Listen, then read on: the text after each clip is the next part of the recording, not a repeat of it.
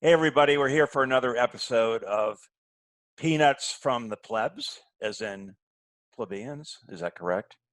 The Roman slaves. But I assume it has Daisy, you came up with that name. Mhm. So I'm with Yeah, Daisy well, and Jim. it's supposed to be, the commoners, The right? commoners, right. But in ancient Rome, the plebeians were the slaves.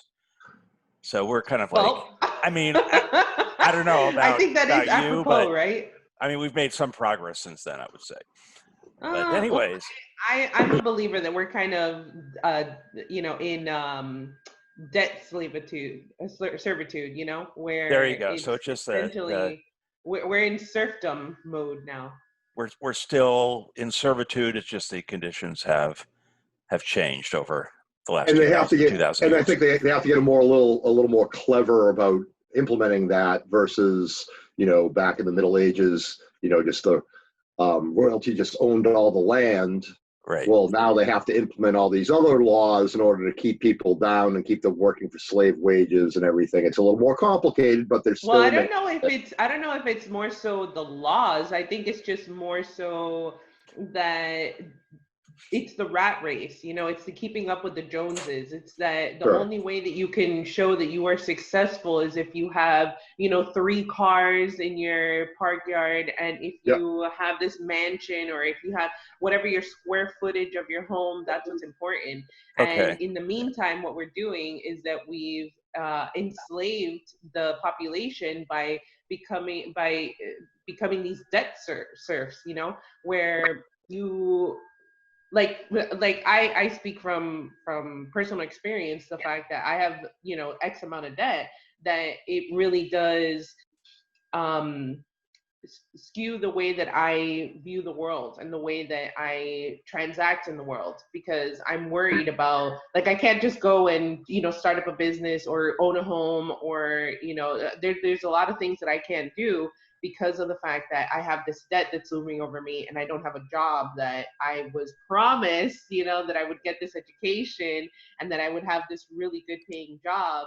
And in actuality, what I have is I have a decently paying job, but it's not doing what I want to do. And I still have that debt looming over me, and I can't live Yeah. my life the way that I want to live it because I have Daisy, this debt. what about the American dream? Don't you know if you work hard and save money and you can get ahead just like everyone else, just like the people on TV?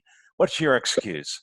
Well, that I actually heard Bill And de I'm just kidding. Blasio talking about in his one of his latest press conferences that he did, that he talked about the reforms that they're trying to do for policing, and one of them is the vendors, like, that local police, they wouldn't be in charge of addressing local vendors, and because obviously that's a big thing over in New York City, is the street vendors. um and he was saying that for a lot of people, that's part of the American dream, is for them to be able to sell stuff on the street and not get Yeah. harassed by the police. That is the American dream, right? Yeah, I don't know how many of them. Go I do ahead. want to disagree with the idea that it's not about laws, though, right? Because laws and Okay. tax laws and everything do set the framework for the economy. The reason a lot of student debt is all around how the government took over the college loans, and how they just didn't allow declaring bankruptcy for debt. Right? Thank you, Mr. Biden, for student debt, and how they don't view college for profits necessarily as monopolies that overcharge for what services they provide. Essentially, that all collude in a certain way to push up tuitions and fees to a really ridiculous amount that really is unnecessary. So I think the laws form a framework, because I want to say that because I think I want to be positive here. There are solutions. Progressives offer solutions for these things. Right. Um, But we also have a dual system of justice in this country. If you read Matt Taibbi's book, I forget the title, but basically, there's one system of justice if you're poor and Hate black. Inc. Or Sorry, what's is that? his latest one? No, it came out maybe 5 years ago. Oh, okay. And I'm sure he's touched on the same themes in other books, but he had a book about the dual system of justice. And of course, the most blatant thing is just the looting. Looting. If you loot your local Target and steal, sneakers, you're going to get sentenced, right, or whatever. They're going to come down hard on you. However, if if you can legally use the law for Congress to hand you trillions or billions of dollars, trillions of dollars, actually, if you're a powerful corporation that controls, has a lot of power over Congress. So, I mean, yes, there are laws, but the laws are stacked in favor of the rich and wealthy. Well, I definitely do agree that the laws obviously set the framework. I think more so what I was touching upon was the fact that we have been, at least my generation, has been sold this false bill of goods that if we go to school, if we put ourselves these thousands of dollars in debt, then we're going to be able to live this life, maybe not in the lap of luxury, but definitely not living paycheck to paycheck. So that's kind of what I was getting at. And that's not necessarily the laws. It's just the fact that that's society. Like, think about, I'm sure, you guys growing up or with your parents, maybe they didn't go to college or whatever it may be. I'm a first generation here. So it's like, I can't really, my story is different than you guys, but the dream was to send your kids off to college, right? And so and then eventually they would be able to buy a house and have a family and do all of these things.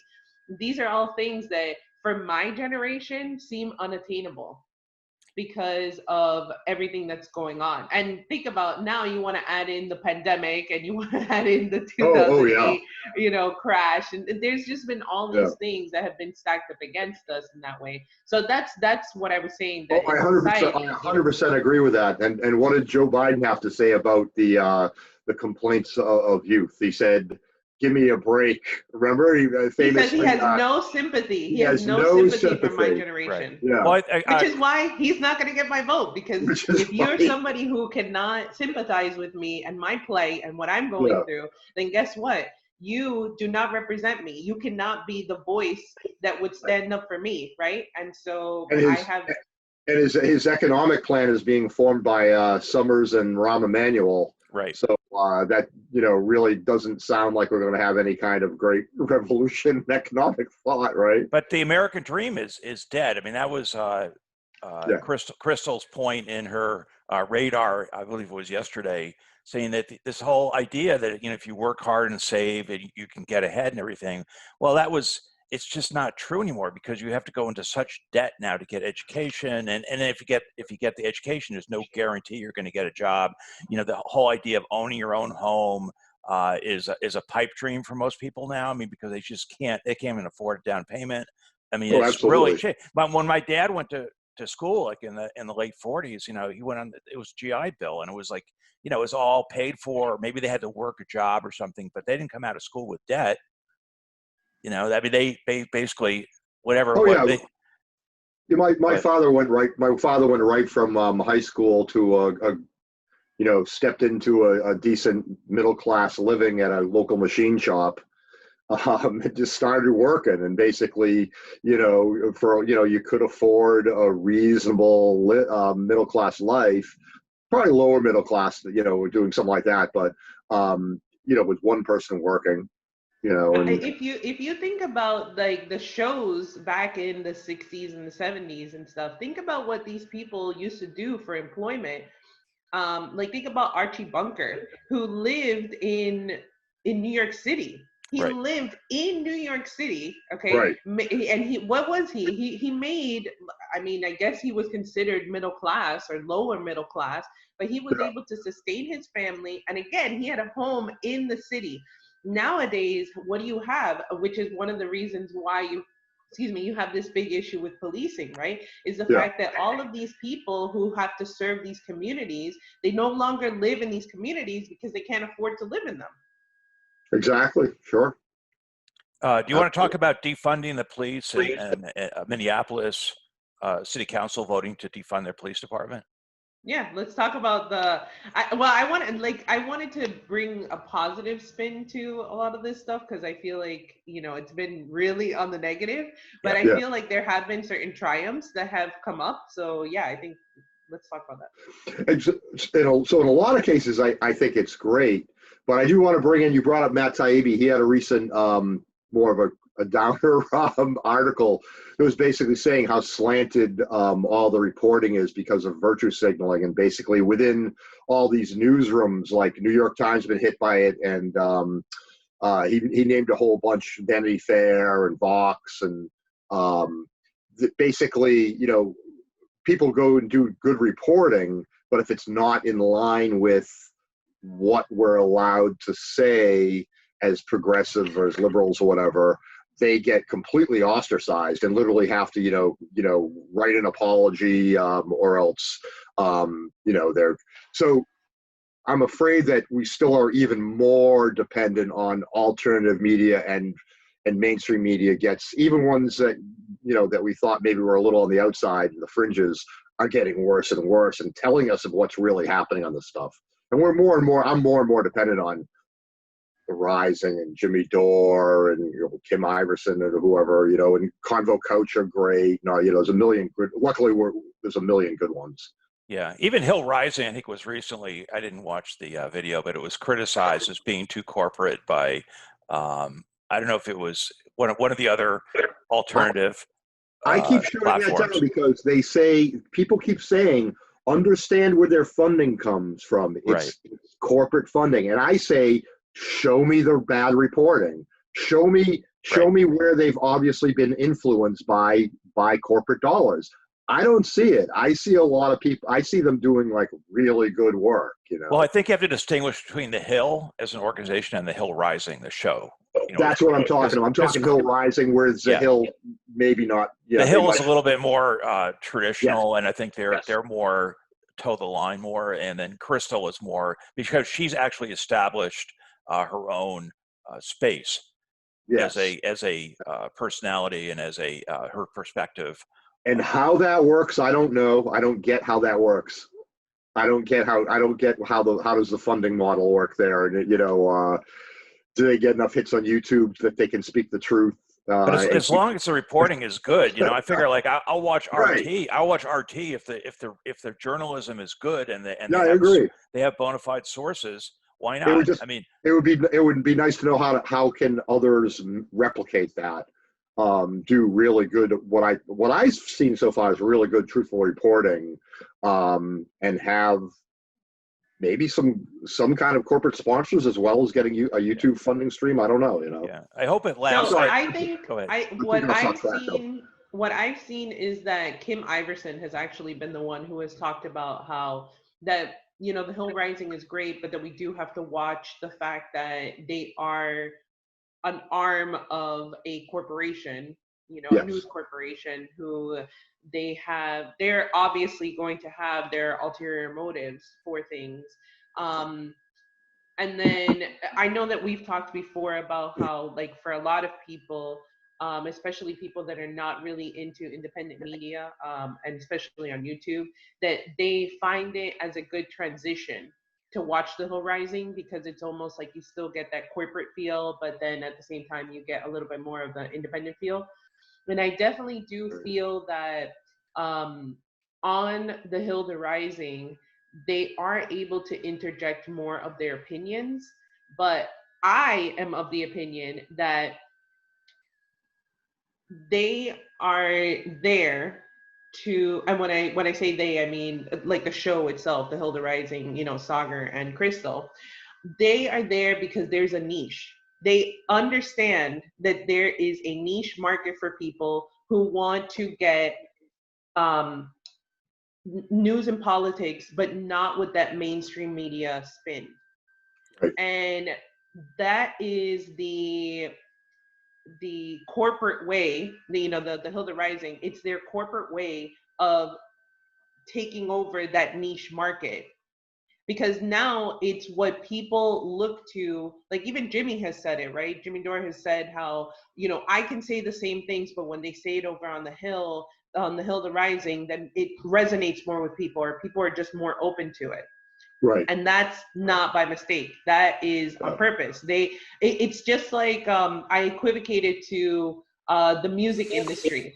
I always talk about how music is not what it used to be. Even if you go back to the 90s, music is not what it used to be. Why? Because now music is literally just, it's an algorithm. They've figured out, you know, what beats it is that people really like, and, you know, like at what speed, and they've just figured out all of these things that to make hits. You know, when you think of artists aren't really artists anymore. It's just whatever they think is like this cool look. You know what I'm saying? It's whatever the niche market is at the time. And I feel like that it's the same thing with the Rising. And I'm not discounting what they're saying. I'm looking at it from that lens of, I see what you are, and with that, I'm only going to digest things so much, because I know that you are not pure of heart, and you're not, you know what I'm saying? Like, it's not like they're going out there and just being, oh, hey, I love giving my opinion on things, and I don't care that, you know, it could be contradictory or whatever. Like the Hill the Rising, how much work did they do? How much water did they carry for Bernie Sanders? Come on. You know what I'm saying? That's not a mistake. Right. Yeah. So the danger is, I mean, it is two really fascinating things that you've brought up. Both that they can be the stepping stone from folks that are used to corporate media news to alternative, right? Because it's an easily digestible, seems kind of like a regular format like that. And then there's a danger about, you know, the corporations behind them could pull a bait and switch. They might basically give Sagar and Crystal, you know, running room where they're, you know, completely reporting honestly and all that. And then they switch people on us, you know, or something where once they've established an audience. Well, they definitely control. They definitely have to control what it is that Sagar and Crystal say. They can't just. I don't know, man. They're openly laughing at Biden when Biden, you know, says some ridiculous stuff and all that. It's awful critical of the you know, the Democrat corporative warmongers. You know, it's. And the fact that they're going after Epstein, they did another thing on Epstein saying, you know, what a monster he was, and you know, talking about the Netflix series and how Bill Clinton was caught again by a second person had seen him on the island, which they completely deny. I agree with both of you. I think they're pushing the envelope within the limits that they have, you know. So I think if they went, there is a place which would be too far. You know, if they started talking about 9/11 conspiracies or something like that, someone's going to say you're going too far, you know. So, but as far as what they are, you know, and they're not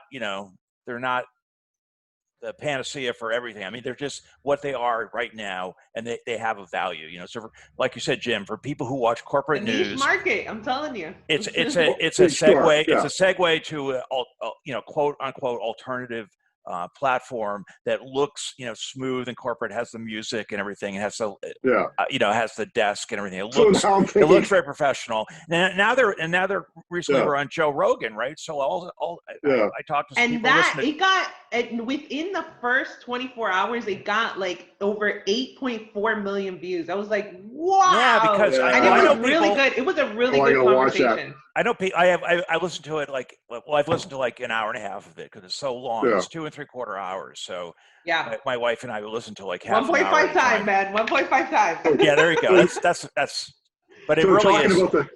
Talking about the stepping stone to alternative media. So what's the path between the Hill Rising and Jimmy Dore? You got to go through Kim Iverson and like Radical Independent and Convo Coach before you get to the point that you can. Okay, so hold on. Before we move into that, I did want to say how when you brought up Netflix, I felt like that was also a very good parallel, right? The fact that you remember how I told you that I was skeptical about the Epstein story on Netflix. Mostly because why? Because who is on the board of Netflix? Oh, yeah. Obama. Yeah. He actually has a board membership now. Okay, right. Yeah. Wow. Okay. So, And you remember how I told you that I had only seen the first 15 minutes, but that previously on one of the Netflix series that I had seen, I was into it. What it was Dirty Money, right? That I was into it, but that I was skeptical. Why? Because of the episodes that they did on Trump, right? And sure enough, if you watch this Epstein special, it's only 4 episodes. But if We you watched watch it. it, it's so incriminating for Trump, dude. They always have to talk about Trump, about Mar-a-Lago, and they do talk Yeah. about Clinton, but Yeah. they barely talk about other people. They brought up Trump in every single episode. Oh, so you know what happened then? Like, so my wife actually watched the first two, right? Now, normally she wouldn't digest political stuff. Anything I'm saying, she doesn't want to listen to, whether it's political or not. But, but this, because it's kind of like in a entertaining series form or something like that, she was watching it. She watched the first 2 episodes, and then I watched the two after that. And I didn't get that big Trump thing from the last 2 episodes. I saw Clinton was nailed on the island, and maybe you gotta watch the first two. Maybe I'm seeing what I want to see. But Jim, you mentioned Yeah. that they had that reporter from Vanity Fair right in the first episode who's actually, Vicky Ward. Vicky Ward, right? Vicky Ward, who's Ward. pals with Ghislaine Maxwell, right? But this thing at the end, man, I mean, the last 2 episodes anyway, everything I got from it was really sympathetic with the women, really telling their stories, and really basically saying all these rich people are monsters, and yes, there is a worldwide pedophilia ring, basically, and Clinton probably was part of it. I mean, I really thought it was powerful, but maybe they're expecting. Maybe I don't know, because 90% of people watch only the first 2 episodes of every. Right. See, what I really got from that whole thing was that they were very sympathetic to the victims, but I felt like they could have used this to kind of blow up the story and really put on blast whoever it is. They really didn't focus on who these other perpetrators were. They were just focusing on the fact that these women were trafficked. That's it. That's all they kept saying, was that they were trafficked. They didn't say who they were trafficked to. They didn't say, they did mention Bill Clinton and obviously Prince Andrew, but that's because their names are already out there. Right. Well, you're right. At the beginning of every episode, they should have read off the list of names. If you're supposed to be telling the story of Epstein, why don't you talk about the fact that, a lot of talk about all of the people, all the rich people, all the powerful people that he came in contact with, and also talk about all of the other shit that he was into, like the eugenics and all that kind of stuff. Yeah, but Netflix is entertainment. I mean, it's like if they did a thing. But that is entertainment. Think about that Tiger King. But it's not scholarship. It's not journalism. It's just whatever they're going to do, whatever gets the views. That's it. But people that were watching, dude, a lot of people know about the Epstein story. What they saw on that was, do they? Nothing. Because all my friends are like, he killed himself in jail. That's what people still believe that. You do have a lot of neoliberal friends, so. Well, so I'm along with Steve that, like, I think most people I know would be like, really, this stuff happened? Yeah, and they might get interested and go look. And I'm thinking it's a positive that. But I know what you mean. Of course, like if we were developing it, would have really uncovered all these monsters that were affiliated with this. That are, it can give a little cover just by not mentioning. I agree with that. Well, it reminded me a lot of the R. Kelly, the surviving R. Kelly story. That it just has like those R. Kelly the stories. They have the victims go on and tell their stories, and obviously it's very hard to listen to those things, but it's almost the equivalent of what we have been talking about with with all these murders being filmed and all that. It's like murder porn, right? But so this is like rape victim porn, essentially, where you just want to hear about how these victims all got traumatized by whatever they've been through, but you're not holding anybody to account. That is the purpose of Right. journalism, of telling these stories, is to hold people to account. I mean, Yeah, obviously, Obama being about anything, I know that accountability is not a part of the yeah. equation. So I'm Yeah, not holding my breath on that. I would have preferred something along the lines. I would prefer a long running series along the lines of that one that went after Scientology, where she basically is just like. Have you ever watched that? Oh, the Leah Remini? Yeah. That was. I mean, that was just like getting testimony from all these people and talking about how horrible all these people were involved in it and all the terrible mistreatment and abuse they suffered. You know, it was really.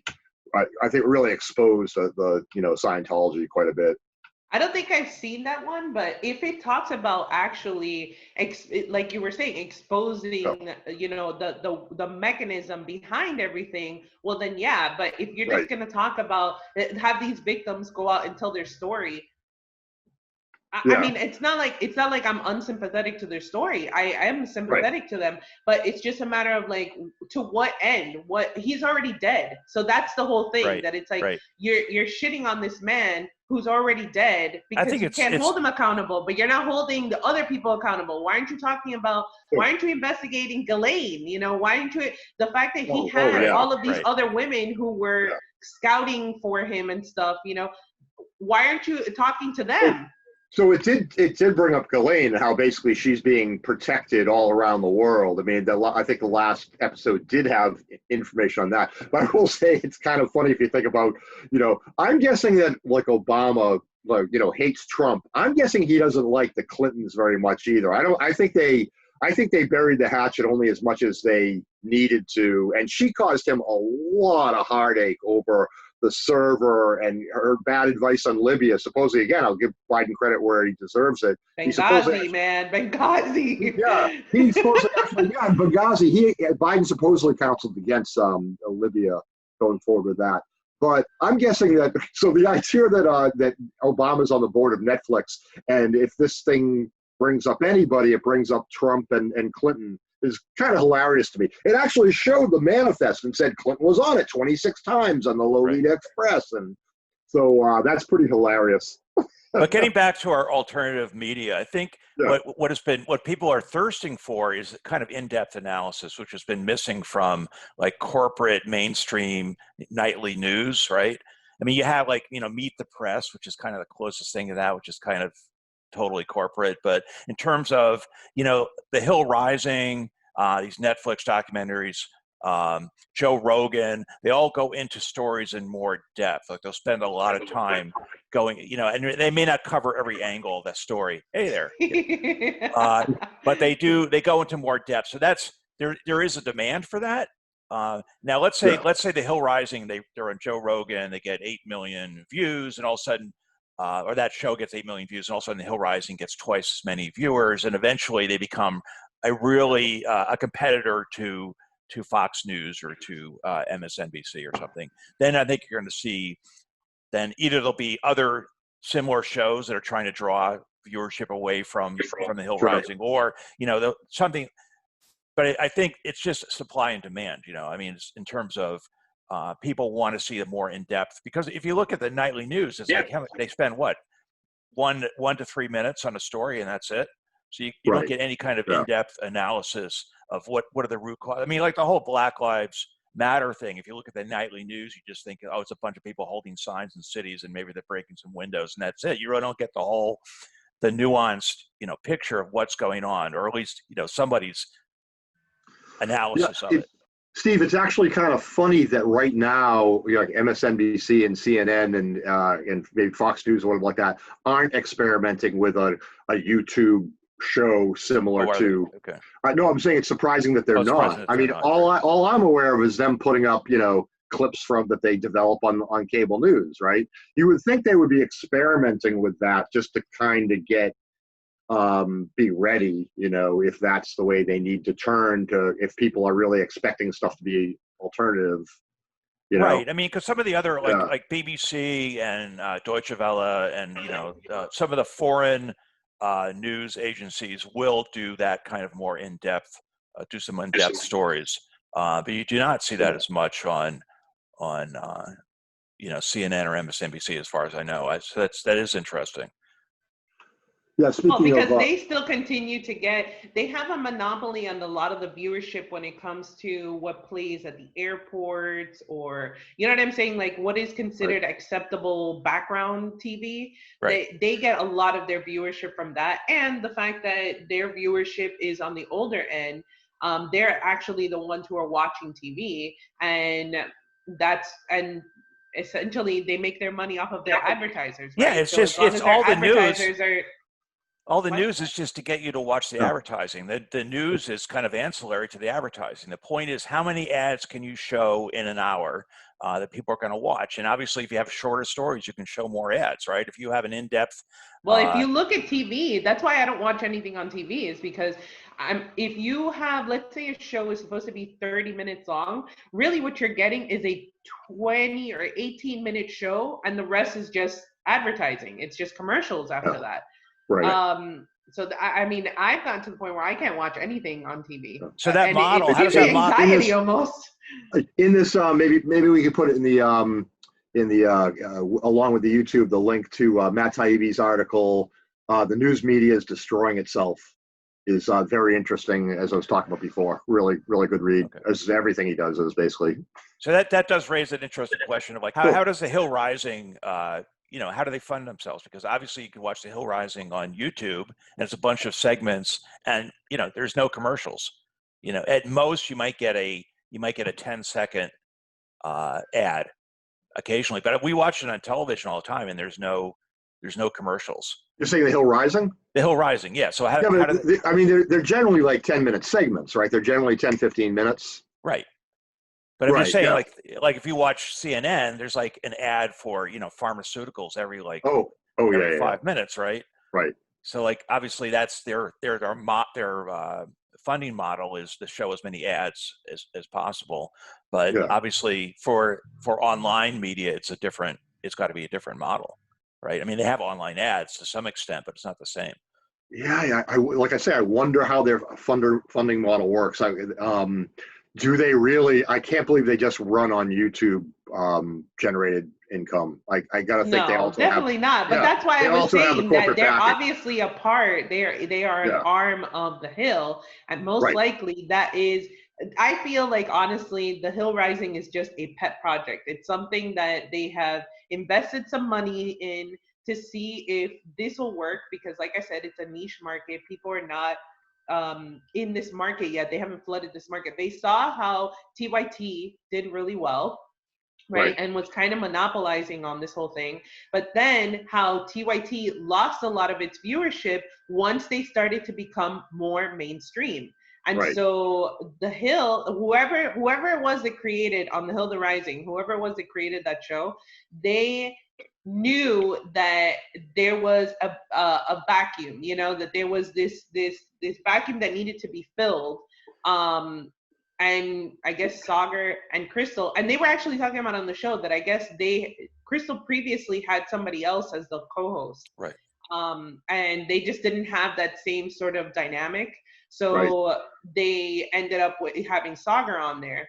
And but even if you look at how the rhetoric has changed among Sagar and Crystal, they definitely have evolved from how they were talking at the beginning. I feel like maybe they were a little bit more radical at the beginning, and little by little they've started to censor themselves, self-censor. And even Big Talk Little Talk was talking about that really? Is just something that even a smaller channel like him, that he even has to self-censor, because they'll be shadow banned, or they will be there's strikes that YouTube will take against them, and not prioritize their videos and advertise their video, because they use certain words, or there's lots of things. So I feel like they have to be playing some sort of game in order for them to be able to talk about the things that they're talking about. Yeah.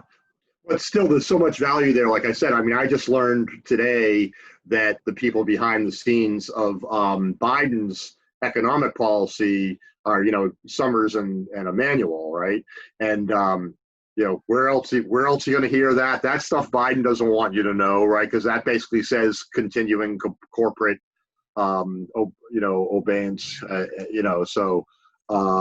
But right, it's generally always about money if it's funded by an organization like the Hill, and it's they almost always about money. It's like it always comes down to money. I can't wait to cash my check for this show, right? Right. Yeah.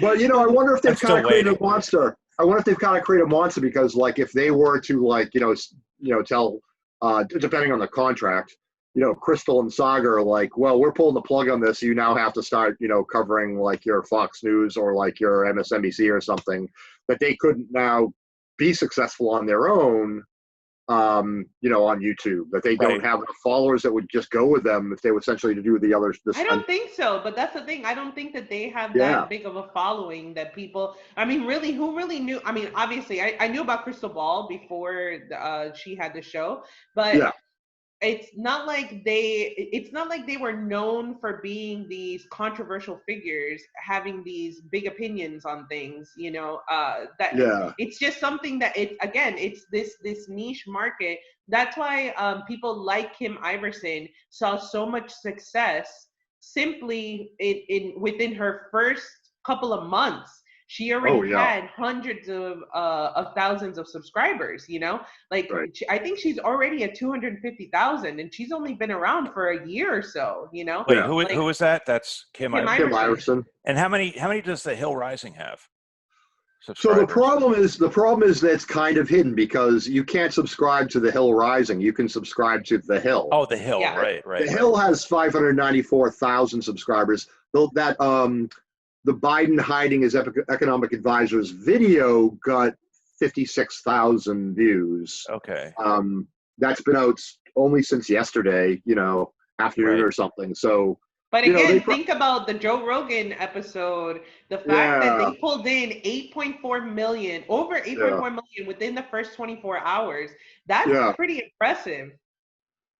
Because even people like Tulsi, Tulsi would only get, within the first couple of days, she would get a few million views. Yeah, that's right. That's right. And she was running for president. So, you know what? I took us on a huge detour. We were going to talk about, protests and so forth. The triumphs of the protests. Yeah, let's talk about, because there's been animosity. It's come up between groups that are probably typically going to be fighting anyway. But there have been awareness brought up, and some triumphs out of this. So let's get into that. Okay, what do you mean by triumph, Stacey? Okay, so the whole contention has been with all these protests and then also the riots and the looting is the fact that everybody is promoting peaceful protests. And once you get over to the violence side of it, then that's it. Your voice is lost. You can't really, no one's listening to the message anymore, right? And for how long have people been peacefully protesting and to no avail? Nothing has happened, right? But this time, and I'm not condoning the looting or the rioting. I'm just stating the facts, right? The fact that you have had the police officers actually being charged, and not just with manslaughter, their charges have been elevated to reflect the fact that people are upset of this impunity, essentially, that that police officers have to be able to enforce whatever it is, it's whatever sort of violence on people, without any sort of repercussions, right? So you have Breonna's law, which was just accepted in the in the city council for Louisville. And it's supposed to be, it doesn't like straight up ban no-knock warrants, but it actually does, it moves in the direction of banning the no-knock warrants, right? You also have the NYPD has talked about how they are proposing to cut 1.5 billion out of their budget, if I'm not mistaken, which is huge. You know, and like I said, Bill de Blasio was actually, he did a press conference where he was talking about all of these different changes. He was talking about having, you know, the community more involved and, you know, stuff like that. And then you also have the LAPD, the Mayor Garcetti. He talked about cutting 150 million from his police budget, which 150 million for LAPD seems like nothing. But again, it's something that they're talking about. And one of the things that I thought that was really great was the fact that in the Denver public schools, they voted unanimously to remove police from schools, which Interesting. is Okay. so important, because that is where you start the school to prison pipeline, right? I mean, all this stuff these are important steps, but it seems to me it's still cutting around the edges. That, you know, what's different about this is, like, people realize that all of a sudden that they watch TV and they see police pushing down a 75-year-old guy so he hits his head on the pavement. They see people getting rammed with vehicles, and they say, what, this is the police? Like, we're taxpayer dollars are paying for someone to be, you know, not just a bully, but actually like assaulting people and doing these terrible things. Like, there's something wrong with this. And I think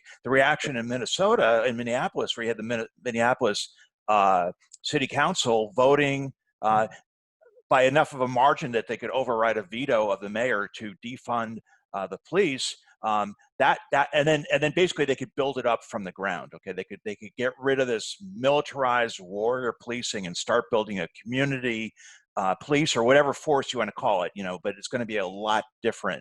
And if you look at Camden, New Jersey, they did this. Are you familiar with that case? They did this back in 2014. They basically had, I mean, they had the highest one of the highest crime rates in the country, one of the highest murder rates, also one of the highest rates of police initiated violence. And it's not all, you know, success. I mean, and it's been done in steps. But for instance, with the BLM protests, I mean, they actually drove up an ice cream truck and offered the protesters ice cream, and the police stood with the Black Lives Matter protesters and held the signs as well. So I mean, there was an attempt made at the very least. Even, I mean, you could cynically say, okay, it's just they're just trying to make the appearance of whatever. But at least it was an attempt in that direction, and that's a big difference from, you know, Philadelphia, right across the river, where they're, you know, hitting protesters with batons, right, or tear gassing.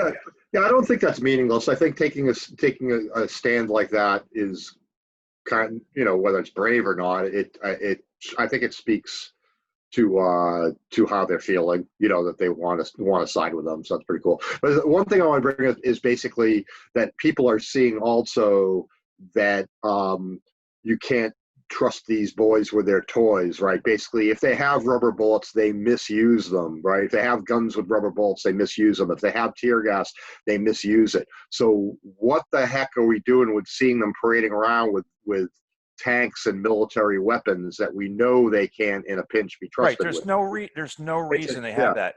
Except it's another pipeline for profit for the military-industrial complex, right? When you have another, you know, every police department in the country is now suddenly a potential client of course, everyone in Congress that profits from military-industrial complex, which is most of them, and of course all these corporations want that, right? And plus, the police are only required to meet a minimum threshold for use of force. You know, that's like, if you went to, you know, if you went for brain surgery, would you want your doctor just to use the minimum they had to do without being sued for malpractice? I mean, you know, like, they're not holding themselves to a super high professional standard. It's just like they're trying to see how much they can get away with. And I'm not saying all police are like this, but there's a culture, there's a systematic problem, and there's no question about it. It's not just, you know, the bad apples metaphor. You know, it's really, it's like the whole way it's run, and the militarization of the police is a big part of the problem. I mean, because you have these tools, you're going to use them, right? You have a hammer, every problem's going to look like a nail. I mean, these folks that basically, we can talk about the psychology of people that would be interested in getting into a police force anyway, a certain percentage of them anyway, right? But they have these weapons in a locker, right? And it's like a 12-year-old with that toy gun that, mom took away because he was misbehaving. He can't wait to get his hands on that, right? He got a chance to use it on the range once, and he can't wait to play with that. And that's the way the police are, I think. And they're weapons of war, They're weapons of war. Tear gas is a chemical weapon. Why are we using chemical weapons against peaceful protesters in U.S. cities? I mean, when people saw that on their TV screens, they said, "Hey, wait a minute, this is going too far. You can't. Our taxpayer dollars cannot support this." I mean, that's what the Minneapolis City Council didn't even. I don't think they really knew what was going on until they saw this happening. And Derek Chauvin, even if he's convicted of murder, he's still going to collect like $1 million in pension because it's part of the contract. Oh wow! I mean, what's wrong with this picture, right? Yeah.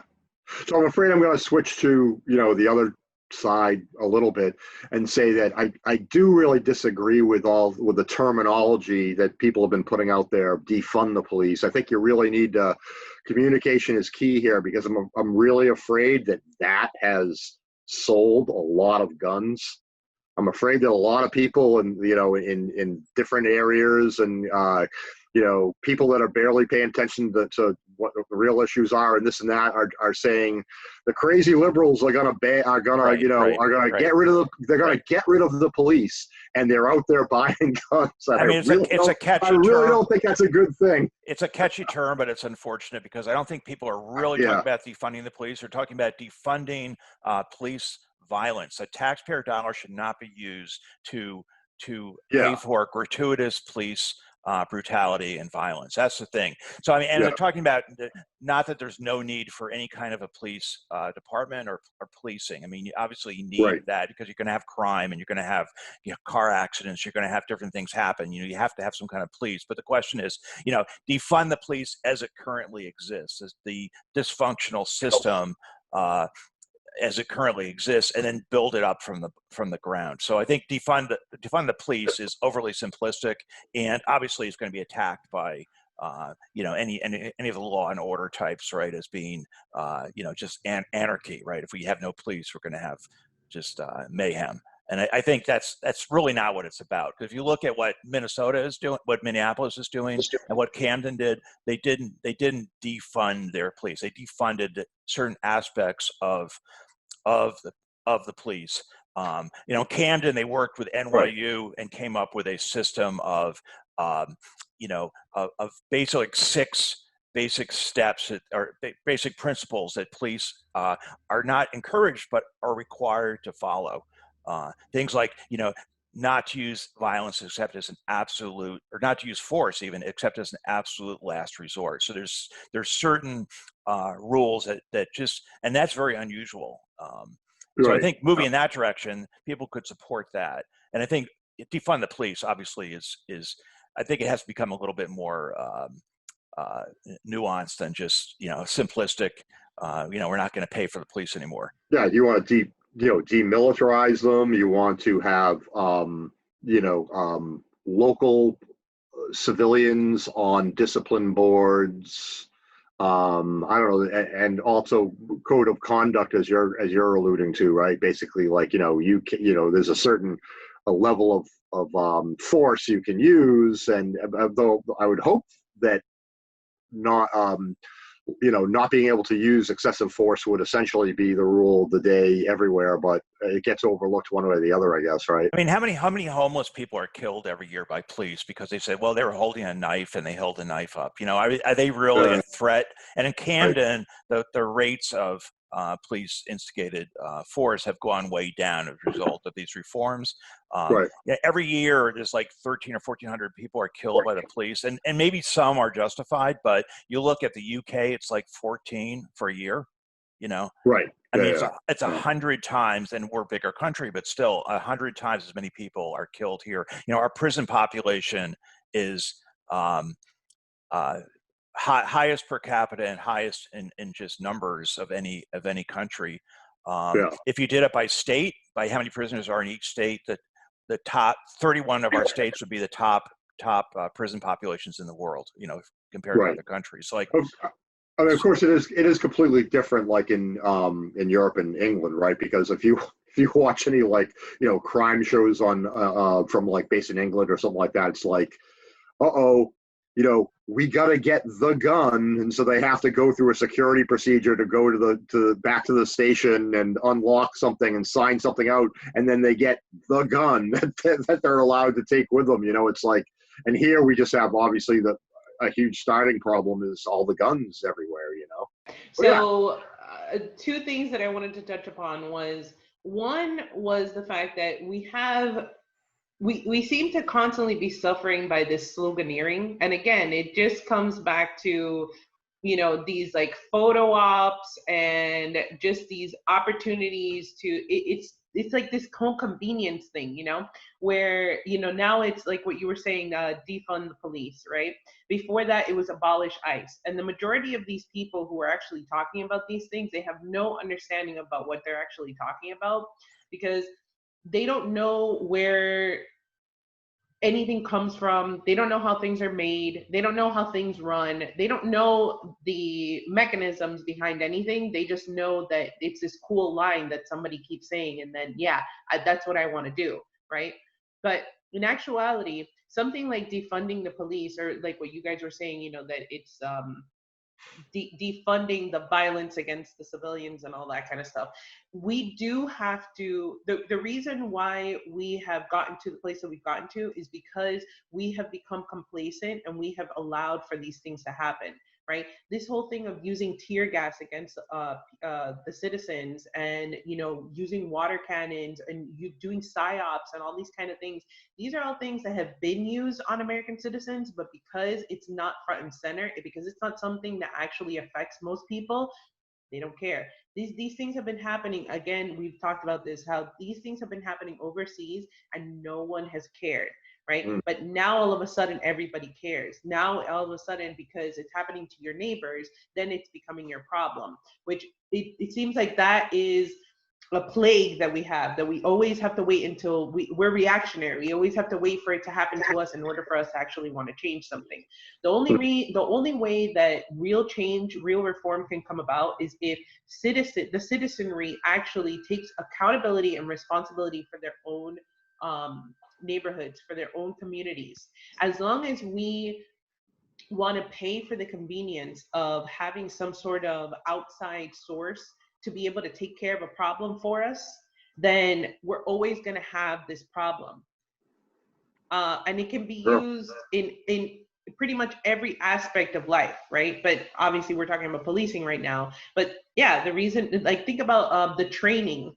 The fact that you have these officers that go to Israel, or that you have Israeli soldiers that come here, or and train the police officers on surveillance and all of counterterrorism measures, essentially, but here at home. That sets a very dangerous precedent. No one wants to. My understanding is that the cop actually leaning on that guy's neck, that was essentially an Israeli military move of some kind. It's the specific way he was doing it. It's like Krav Maga, right? It's the Israeli martial arts. Okay. But even people that do martial arts, they talk about how you can't have that's a very sensitive area for people, that you can't apply that sort of pressure. I mean, I don't think that he necessarily went out of his way to go and murder this guy. Like, he was like, I'm gonna press down on his neck until he dies. I think it's just that disregard, because you lose that personhood. You lose the fact that that person is a sentient being who has needs just like you, and who breathes, who eats, who has family. All of these things get tossed to the side because they need to get home safe. So like Nina Turner says, we don't just need a change in policing. We need a change of heart. So we need a change of attitude. That's the whole thing. Like, why is this guy thinking that? Why is he leaning on this guy's neck and feeling like he's expendable, and they can't get me because I'm protected. Right. But again, that's because we are paying for the convenience of, they over there, we're setting that barrier. They go and take care of this problem. I don't need to take care of this. What's the problem? What's the problem? This guy tried to pay for, using a $20 counterfeit bill. Is that the problem? I mean, what problem is he protecting us from? You're talking about Derek Chauvin? What is Yeah, he yeah. I'm protecting just him from? saying, like, why would people feel like they had to be protected from a guy trying to? I mean, obviously the store Right. Well, owner. that's in a sense that's poverty, right? They have criminalized poverty. Well, I actually see that like Floyd is like it's a perfect example for folks to worry about police overreaction because whatever, what he happened to be black, but I can inadvertently pass a counterfeit bill. If I get a 20 back from this guy, I'm going to I'm not going to examine it. I'm going to use it. It's something that anybody could do. Absolutely anybody. They're not saying he has a printing press and he printed off these phony bills. He received it and he passed it on. So it's really it really is wonderful that it's gotten so much attention that I think people are just seeing this is really horrific. And yeah, obviously there's, it is seen in the light of him being black. Probably chances are, of course, if it was a white guy, he wouldn't have done that because he wouldn't have felt able to do that. Well, that's the whole thing. I mean, that's the whole thing. It's like Yeah. it goes back to this history of like, the slave patrols and the militias and everything like that. I mean, the police Right. have this historic foundation in that legacy, of oppression and I Right. think that's the whole thing. That's so. Well, what you were talking about was the fact that they have criminalized poverty, right? Because they will do that to somebody who passed a counterfeit bill, which is, what kind of crime is that? But then Exactly. these people who have, pulled this heist on the American public, Right. with this upward transfer of wealth, you don't see them going and getting, picked up by the police and, being thrown to the ground and all these kind of things, because they're just not seen as dangerous. It's always been this whole thing of white collar crime versus blue collar crime, right? True. There's always been this disparity. But they're much more Yes. destructive. Yeah, The effects of what they do is much more destructive than obviously passing a counterfeit $20 bill. Absolutely. Absolutely. For sure. Yeah, For absolutely. sure. But again, it's something that when you pay for that convenience, it's kind of like when you go to a restaurant, right? And when you cook something, you put this effort into it, and you just like, or when you go to this local restaurant that you have a relationship with the owner, and you have a relationship with the wait staff, and you want to give them more of a tip and all this, you're more involved, right? Whereas if you just go to a McDonald's, what are you expecting? You're just expecting something quick and fast. It can be shit, it doesn't matter, but you're paying for the convenience, right? And that's what's happening with the same aspect with policing, where you are, your tax dollars are going towards paying these pensions and and these salaries for these police officers, what are they actually contributing to your society? If anything, it's in a lot of senses, it's a detriment. Right, to the society. It's making things worse. But again, you don't care. Why? Because it's over there. It's not something that you actually have to. You're not involved in it. You're not involved in community policing. And so that was the second aspect. Can I get my Moscow minute in here, because I know. Hold on. Okay. What the other aspect of what I wanted to say was that, the fact that police are supposed to be serving us, but their community, they're not serving their communities because their communities are not delineating what it is that they want to be policed on, which that I think is one of the main reforms that needs to be brought about. I think that it should be something that if the community doesn't want you to police marijuana, well then guess what? You shouldn't be policing marijuana, because your job is to serve the community. It's not to serve your overlords. But yes, go ahead. I was thinking to go to my Moscow minute. Someone said this recently, and I can't remember who said it, unfortunately, but the whole idea is the Cold War was a fight between freedom and socialism, or whatever, right? That's the way people see it. But what it really was a system of what we consider freedom. Our highest ideal is freedom, the free world, versus socialism, which is really based on the idea of justice. So the idea was that everyone has basic rights. They have a right to food and shelter and these basic, medical care. And that was kind of the socialist model. And freedom, and part of it's cultural, in Russian culture, freedom, personal freedom was considered less important than the collective, just for cultural reasons. But that's part of what socialism is. So really, it was a kind of a battle between freedom and justice. And I think that's a false dichotomy, because you can't have one without the other.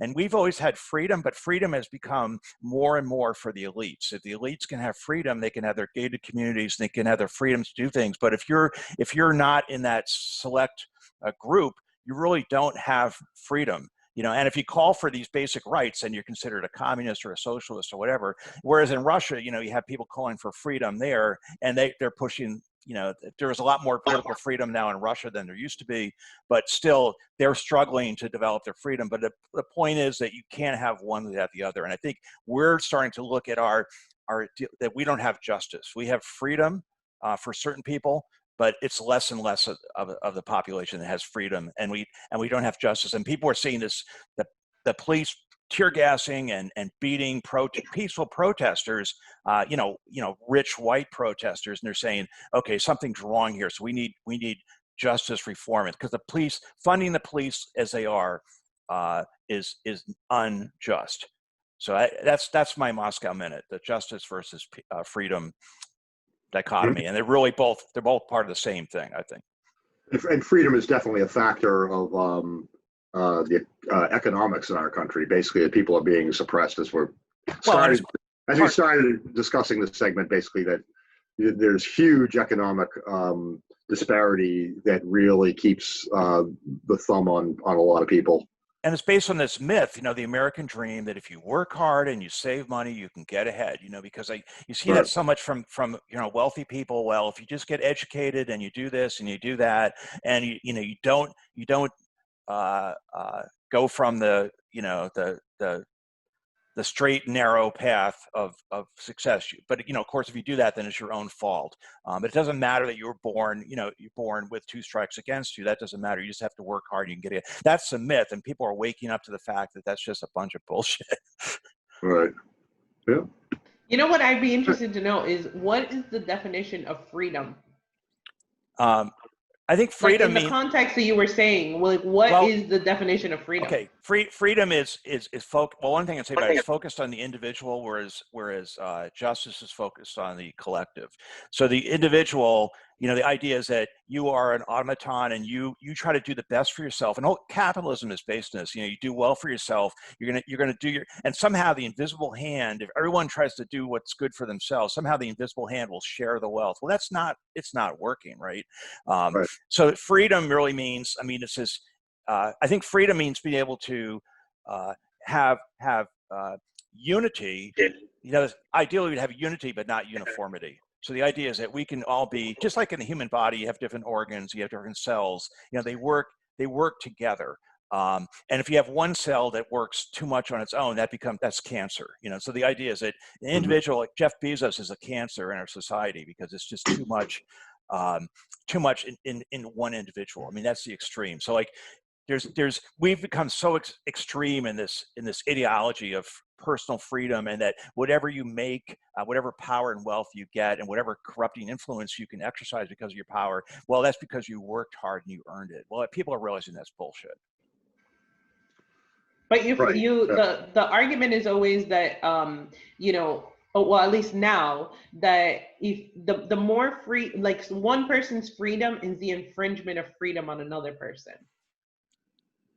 Right. Because our whole Western mindset is individuals, that we're all atoms, or atomistic, and we don't really have connections with other people. And so, Derek Chauvin is seeing that guy he has, George Floyd, as the other, right? And you talked about that. And as a culture, I think we're starting to realize that we have to start shifting more to a more empathetic attitude, that it's not just about screw everybody else. I'm going to build my, get my compound and put a fence around it, and my private police force. Well, there's some people who are already doing that, but that doesn't work for most people.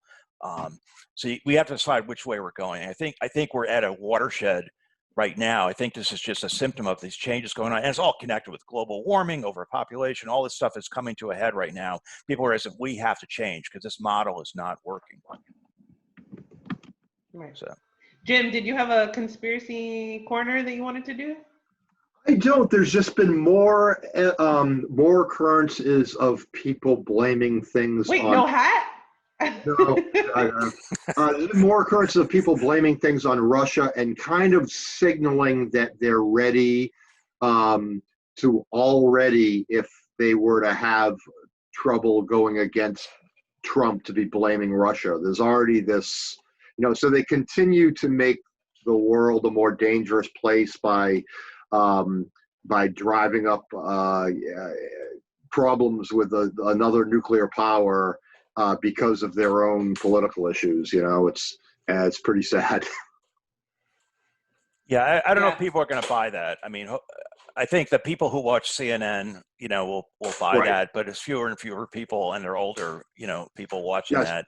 So there was specifically Susan Rice talking to Wolf Blitzer on like CNN, and then there were other cases. I've heard a few things around like, well, Trump's already doing this and doing that, and working with the Russians, and it's like, right. So yeah, I don't see it resonating though on a popular level, but yeah, I mean, I think they're going to try to push that narrative again because I think they've cried wolf. They've cried wolf too many times. Right. That's the thing. It's people become desensitized to these ideas, and it seems like every single time that they have a big bad wolf, they just throw the Russia on it. I mean, even Trump, Trump Russia acting cake. like a dictator. First of all, I mean, they already impeached the guy, right? And then now he does something that's really impeachable, but people are just desensitized to it. And they're saying like, the problem, I mean, Trump's just, here for a moment, he'll be gone. It's really about this whole attitude of the police and everything. And we have this disparity of wealth and power and everything like that. It's really not about Trump. And I don't think people are buying it, that it's just a matter of getting rid of Trump and then it's back to normal, which is, Joe Biden. But I don't think people fall for that. Well, I mean, kind of going with the conspiracy thing. Now the whole conspiracy is that this is a whole big, like all the riots and stuff. It's just a whole big hoax to. Oh, I'm sorry. Against Trump, right? And that's one thing Susan Rice said was that the Russians have always tried to use the black community as a conduit to. I mean, they basically. She sounded like J. Edgar Hoover. I mean, in the '60s, because like J. Edgar Hoover said, the communists were behind the civil rights movement, and yes, they were. They supported civil rights. The Communist Party USA supported civil rights. So what? Yeah. But they're talking about specifically Russians being involved in some of the violence at protests now in order to try to drive up disunity in the United States and among its people, So show me the which that's what they've been saying about RT for the longest, right? That was they're the whole argument against RT is that they're just spinning this narrative so that they can create dissent, amongst the American populace, which is just like, you are, first of all, you're diminishing what is actually going on. People actually have issues, they have grievances. And you're just diminishing them to, you're just being coerced by some sort of meme or well, you don't actually have an opinion. It's just all based off of what you saw on RT. RT is exposing the problem, so RT is at fault, right? I mean, exactly. It's like the Hillary emails. It's like the whole thing with Julian Assange, how they all think that Julian Assange is this devil, but in actuality, it's like, why you're killing the messenger instead of what the actual message is. No one has ever said that what he said was false. right here, people, and I do worry. Daisy, you're saying that people, they don't believe that stuff anymore like that, but it sticks with people. Their prejudices stick with people. People still have a negative feeling about Tulsi. They don't know why now, but it's all was set in place by all that Russia. She's a Russian agent crap, right? And now she's good because Neera Tanden said thank you, right? Really? Oh yeah, remember? Well, because she endorsed Biden. When she endorsed Joe Biden, that one Neera thing, Tanden came out and said thanks for doing your duty or some. They still slam her in less conspicuous ways by basically she's always excluded. She's ostracized pretty much. Well, just the fact that whenever she introduces any sort of legislation, it doesn't get any legs because of the fact that it's her. And I'm sure that's why she's actually stayed away from a lot of things, because she just thinks like as soon as my name is attached to it, there's going to be Right. some sort of stigma. Oh, and there was some recent stuff that she put out there saying like, "Stay tuned, I've got something coming up big," kind of thing. So there is Right. kind of a something happening supposedly with her. I wonder what that. I didn't listen to that. Is there any hint of what that would be? Well, I saw speculation that they thought it was like a gig on Fox or something like that. I mean, that's what Oh, people are saying. Yeah, I Oh, know. It's Jesus. like, But that's what really? they've been. But That's what they've been rumoring, is that that's the yeah, only reason why she was I doing think all these things was because she wanted to get a spot on Fox. I thought she specifically said something that I wasn't going to completely discount it, because she said something about a platform or something. Well, she Um, does have her podcast, but I haven't seen her put out any episodes recently. yeah, that's right. Yeah. So we'll see. Maybe Yeah. we'll know by next week. Maybe we'll know what that was all about and have something to talk about. Yeah. are we going to do legislative week in review? Or Yes. we still? Yes. Oh, Okay. okay, cool. Okay. So I thought it was really interesting, trying to keep with the topic of policing, right? That these three pieces of legislation came out after the killing of George Floyd. So I thought that would be apropos for us to talk about this time, especially when we were talking about the triumphs that have come out of this whole tragedy, right? And of the protests. But all right, so the first one is this one, the HR 7100. And this is actually called the George Floyd Law Enforcement Trust and Integrity Act. There's a bill in the Senate, and there's also one in the House that was just introduced, right? And essentially, what it would do is that it would institute several reforms to police departments nationwide, including mandating all local, state, and federal law enforcement bodies report data to the Justice Department on uses of deadly force involving police, giving federal grants to law enforcement agencies, which devise new programs for oversight or hiring, such as bringing on more diverse officers and Give them more agents. money. Sorry. Right. I mean, ultimately, Yeah. it's like, you can have as much diversity as you want, but if there's still this systemic bias that you have, well, then Yeah, what difference? I was wondering whether or not diversity like affects the blue wall effect or not. It doesn't, because look at That was my the four officers that were arrested or that were yeah. charged for George Floyd's murder. It was a white guy, a black guy, an Asian guy, and a Hispanic guy. I mean, how do you get Yeah. any more diverse Yeah, than that? yeah. All right, so creating a federal task force to coordinate the investigation and prosecution of law enforcement agencies, and creating a set of federal minimum standards for police departments, standards which do not currently exist. So again, it's pretty vague, but Right.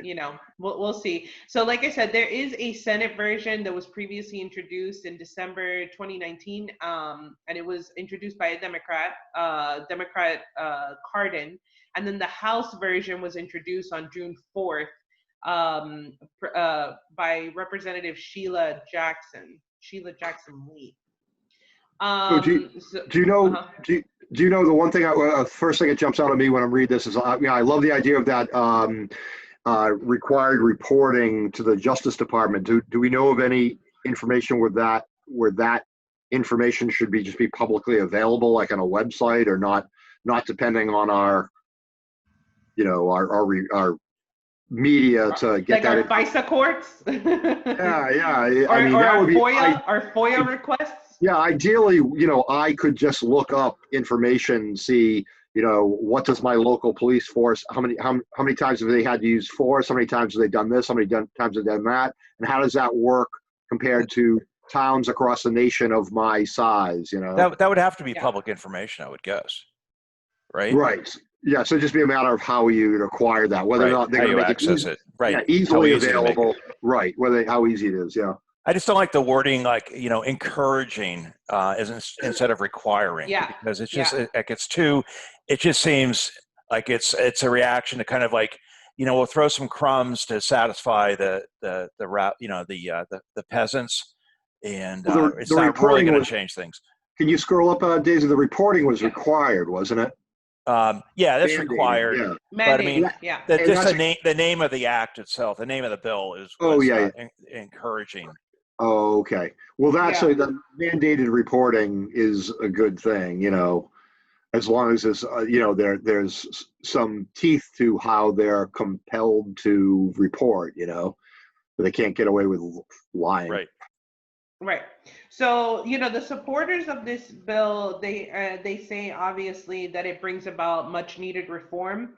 But the opposition on the left, they say that it doesn't go far enough because obviously for them it's like they want to defund or disband the police, and this is not doing that. This is just essentially holding them accountable.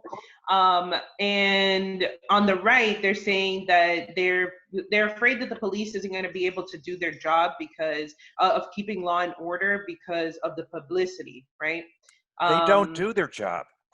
They don't keep law and order right now. So like, I don't understand that argument. You know that on the right that they blindly follow Right. the cops, the law and order. I guess that's why it was such a big deal when you had all of these police officers coming out and saying that they weren't going to enforce a lot of these like lockdown measures and all that kind of stuff. Right. And that blindly follow the police is probably a mix of ideological and wanting the police union well, support, supposedly right? there is this whole theory that on the right you have, or on the conservative side, you have more of this like that they are more willing to follow orders, or just like they're more religious, right? So they're Okay, more yeah. used to having these sort of frameworks that you have to work within. So I think supposedly that does have something to do with it. So yeah, so this has so far it has 86 co-sponsors, the House bill or the House resolution, and like I said, it was only introduced this week. So the only problem is, as you can see here, it's 86 Democrats. There's no bipartisan support on this. So what does that mean? Most likely, it's not going to go anywhere. All right. It'll have to wait until November or January.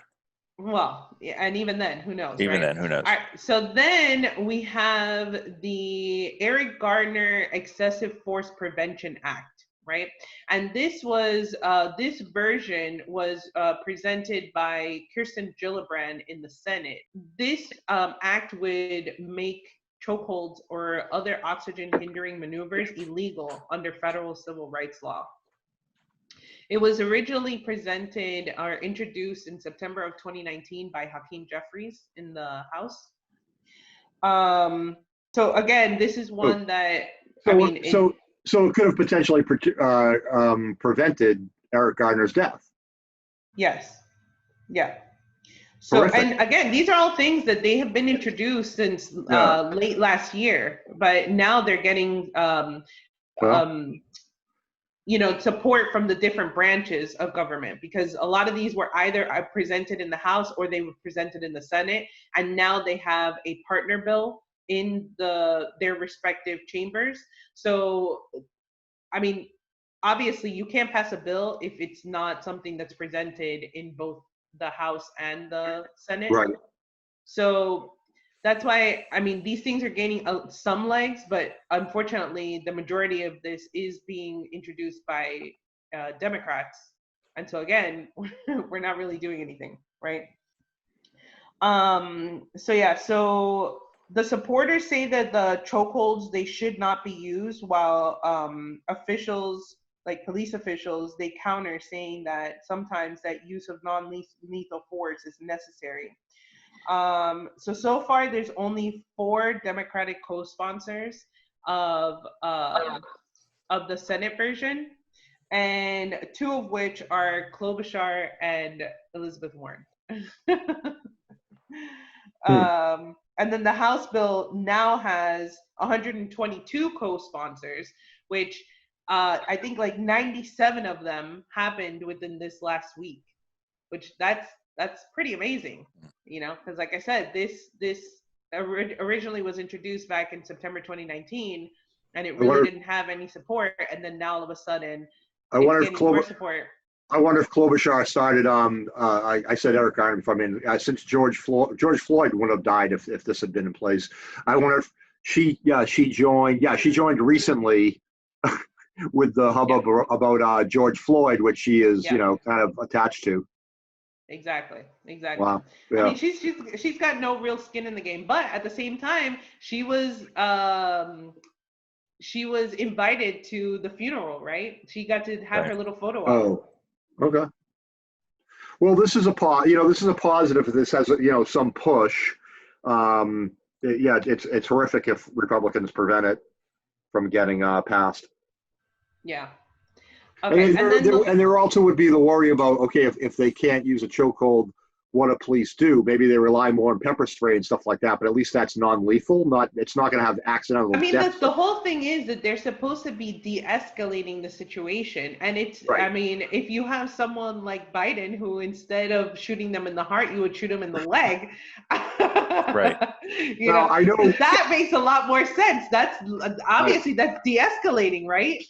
Now all my friends would call me a Trumpy for saying this, but if Trump had said that, you would hear it every single day, 1,000 times a Yep, day. And yep. it's just the bias of the media is horrific. And they're allowing us to have a presidential candidate that has no business being there, that has a horrific record. Okay, you guys know, I'm preaching to the choir. Yep. Again, All right. if you look at the Camden model, I mean, their whole thing is based on de-escalating the situation, Yeah. and it seems like, and it was like that's the kind of stuff that should be implemented on a national basis and it should be required. So it seems to me like banning this or that, hold or whatever because it can kill a suspect. To me, that's just cutting around the edges. It's not really dealing with the the main issue, which is de-escalating the situation. Why should anyone be tackled for trying to pass a counterfeit $20 bill? It just doesn't make any sense. Right. Right. I'm going to put probably a bad source, but if you have a better article, Steve, I'm going to put something in there from Politico on Camden, New Jersey police Yeah, there force. was something from Bloomberg I saw that was pretty good. Okay. And I can put the This link is in the the city that really yeah, did abolish the police and rebuilt the department from the ground up. So it's got to give right. people at least it looks like it's probably a pretty decent article on it. I mean, not to say that everything worked perfectly there, but at least they're one of the rare examples where they actually did this kind of radical reform, and it was generally seen as a very positive thing. I mean, there's no talk of going back to what they had before in Well, Canada. folks, So. yeah, and we definitely, absolutely, we would need to learn from that in across the country as they're reforming police departments. Yeah, and ultimately, you can't blanket. That's the problem with these statements of like defund the police or disband the police or abolish ICE. I mean, abolish ICE is something different because we really don't need ICE. We already have other programs set in place to take care of those issues. But Well, there are border police, right? huh? There are border police for the border, and there are regular police for other Right. criminal. There's right. Yeah, Right.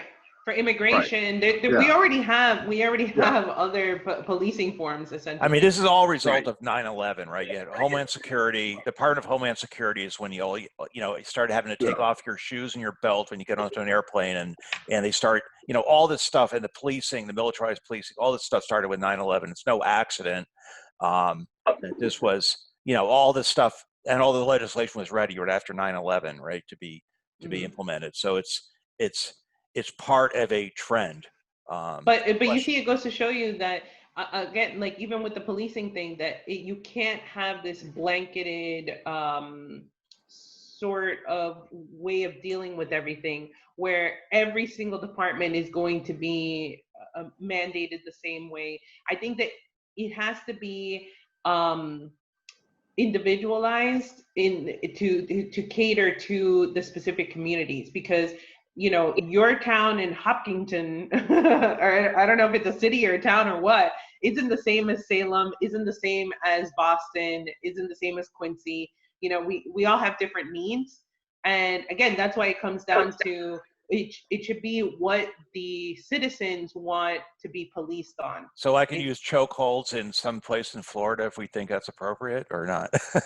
I mean, obviously certain things should be banned outright, right? Like certain. Yeah, definitely. But I mean, where do you draw the line then? Because then you also have some people say that you shouldn't be using tasers, but then that's considered the non-lethal way of containing someone. Right. Well, you draw the line where, you know, where people are actually killed, and people are killed with tasers as well. So, I mean, I don't know. Yeah, tasers do have. That's what I'm saying is that yeah. Where do you draw the line? That's right. Why I feel that once you involve the community, what happens is that the conversation, you start to hold different people accountable. Right now, it's this ominous figure that you have to hold accountable, right? It's this otherism. Whereas when you involve the community and they're the ones who are being held accountable for whatever goes on in their community, then it's just different. It's a different sort of situation. Again, I definitely think that it has more to do with like what it is that they're policing rather than the methods. I've said it time and time again. I'm a radical pacifist. I don't think that it should get to that point at all. But I'm not a police officer who has been put in these situations.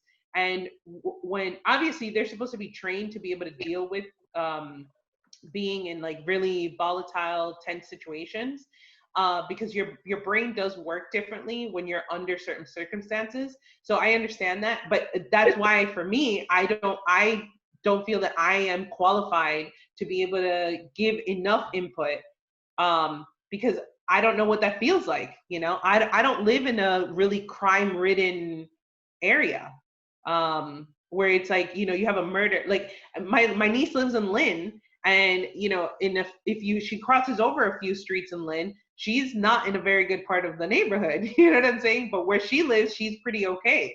And I don't think that they should have the same mandates in both of those areas, because again, they're two different things.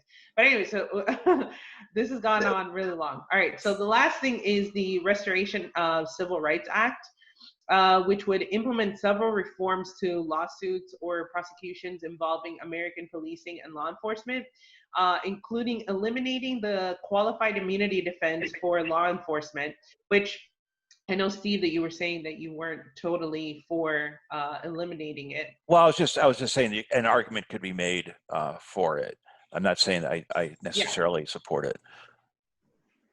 Yeah, okay. So then explicitly granting the right to sue a state or state official for a federal constitutional violation. And if a local U.S. attorney working on behalf of the Justice Department in a certain jurisdiction refuses to prosecute a case, the bill allows another Justice Department attorney from another jurisdiction to potentially prosecute it instead. So this reminded me a lot of what Justin Amash put out with Ilhan Omar. And so, you know, obviously you have the supporters saying that obviously this brings about, you know, reforms, the type of reforms that we need. But then you also have the other side who just says that because this, as you can see, there's no text, there's nothing yet. It was just introduced. And there's no partner bill in the Senate.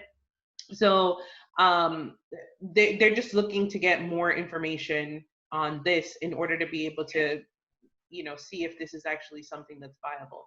But again, the fact that we have yet another bill that is speaking upon the same things of addressing qualified immunity, and I think it just ultimately comes down to accountability. People want some sort of accountability. That is the main thing. I think that's why with these protests, people they stopped with the rioting once they started seeing that that things were actually starting to happen. You know, that these police officers were actually charged with things, that the charges were elevated. That's speaking the language of change that people want to hear, because for too long we've just heard the platitudes. And I'm not saying people are totally awake yet, but they're getting there. It remains to be, charges are one thing, it remains to be seen whether they'll actually be convicted of those charges. Well, you also have to remember that if they go with, because obviously people want first-degree murder charges on this, right? But Second so there's degree. two Yeah. parts to that. So then it's the fact that, first of all, when it'll be harder for them to win the case, for the prosecutor to win the case with first-degree murder charges. Second degree. Second and third degree. Right. right? Right. And secondly, you also have to look at when this goes to trial, is this even going to be a fair trial? How is this going to be fair? There is no way that you have people that have been isolated from everything that's going on and don't have some sort of bias that they're going to implicate in their decision. Right. Yeah. Yeah, it started. They first charged manslaughter, but they elevated it to second degree, right? That's well, it's third degree and manslaughter, and now it's now they're charged with second degree, third degree, and manslaughter. So they didn't drop the third degree charge. I believe. Okay. So I guess you can be convicted of both. Right. I'm not sure how second degree is basically some awareness of what you're doing could lead to death or something, right? Well, first degree would be where it was premeditated, where you planned it, right? And this was not obviously didn't like set out to murder. I think guy. Second degree is going to be something like you have reasonable expectation that your actions could lead to death or something like that, right? It's like basically you're aware of what you're doing, right? Yeah. All right, guys. All right. You think we're good? I think we're good. Yeah. Take care, everybody. See you next week. All right. Thanks for watching. All right. Bye-bye. Bye-bye. Peace.